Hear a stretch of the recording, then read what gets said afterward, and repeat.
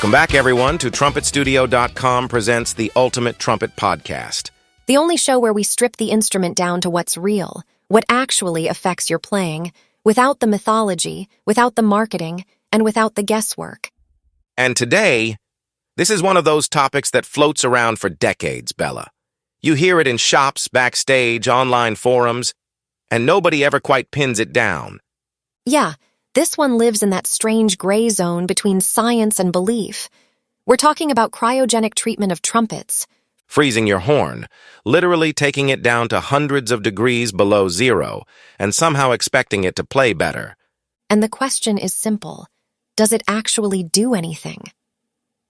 Let's start by grounding this, because the term itself sounds almost sci-fi. Right. So cryogenic treatment is a real industrial process. You take a metal object, slowly bring it down to around minus 300 degrees Fahrenheit, hold it there, and then bring it back up in a controlled cycle. Usually with liquid nitrogen systems. This isn't theoretical. It's used in manufacturing. Exactly. And in the right context, it works. It can relieve internal stress, stabilize the structure, and in certain metals, especially steels, it can improve wear resistance. That's the key word right there. Steels. Right. Because that's where things start to separate from trumpets. Now let's talk about what players are told, because this is where things start to drift. You'll hear things like more resonance, freer blowing, better slotting, darker tone, more projection. All the greatest hits. Yeah, and notice something. None of those are measurable metallurgical properties. Exactly. Those are playing experiences.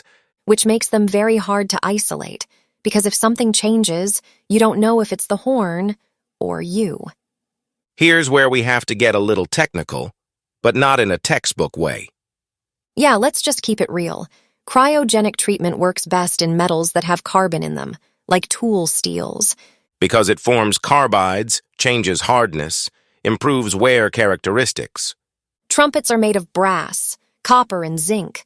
No carbon? No carbides. Different structure entirely. So the very mechanism that makes cryogenic treatment effective doesn't really exist in trumpet material. That's the part that almost nobody explains clearly.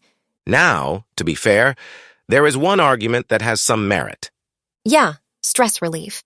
When metal is worked, bent, shaped, drawn, it can hold internal stresses. And cryogenic cycling might reduce that a little further. But here's the reality players need to understand. Trumpets are already annealed during manufacturing. Exactly. Proper heat treatment during production already handles most of that. So whatever cryogenic treatment is doing after the fact, it's extremely subtle. We're talking microscopic changes, not something that suddenly makes your high register open up. Now this is the part where things snap back into focus.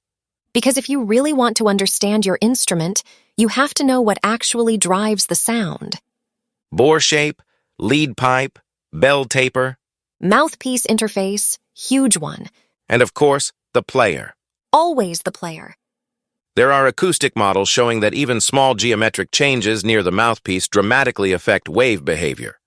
Right. You change the gap by a tiny amount. Everyone feels it immediately. You freeze the metal and bring it back. And maybe something changed, but it's buried under everything else. Here's where things get a little uncomfortable. Yeah, because if this really worked, we'd have solid data by now. Before and after acoustic measurements, blind testing, repeatable results. And we just don't. What we do have is anecdotal reports. I think it feels better. It seems more open. It plays easier. Which, again, might be true for the player in that moment.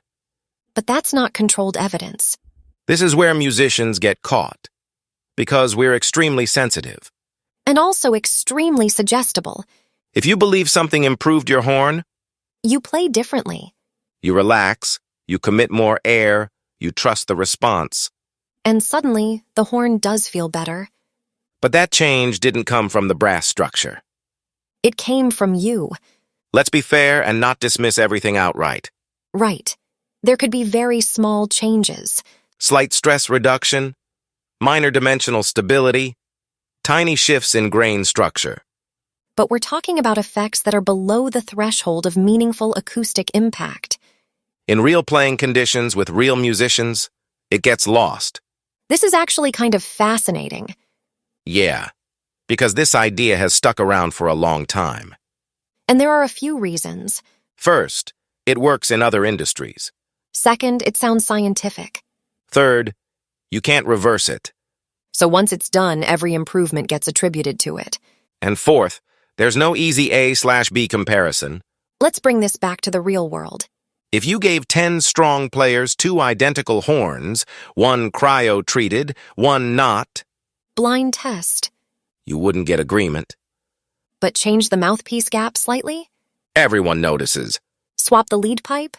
Immediate reaction. Adjust the bell taper? Different instrument, and this is where things get really grounded. Yeah, because this isn't just theory. This comes straight from real-world experience. Michael Drosty had a Schilke B1 cryogenically treated in Chicago by Wayne Tanabe. And after going through the process, He couldn't identify any difference before and after. which lines up almost perfectly with everything we've been talking about. So where does that leave us? Cryogenic treatment is real science, just not necessarily relevant to trumpet performance. It's not a scam, but it's also not a shortcut to better playing. And if you're chasing improvement, your time is better spent on things that actually move the needle. And that wraps up this deep dive into cryogenic trumpets, one of those topics that sounds impressive until you really slow down and examine it. At the end of the day, the instrument responds to physics you can feel: air, resistance, geometry, not invisible changes buried inside the metal. Exactly. If your horn isn't responding the way you want, look at the things you can actually control: your setup, your mouthpiece match, your daily playing habits. Because no process, no matter how extreme, can replace consistent, focused work. Head over to trumpetstudio.com and check out the Ultimate Warm-Up and the Ultimate Technical Study if you're serious about building real, repeatable control. And if you're getting ready for gigs, don't overlook the Ultimate Wedding Book. That's your survival kit right there. Thanks for spending time with us today. We'll see you on the next episode. Now go practice.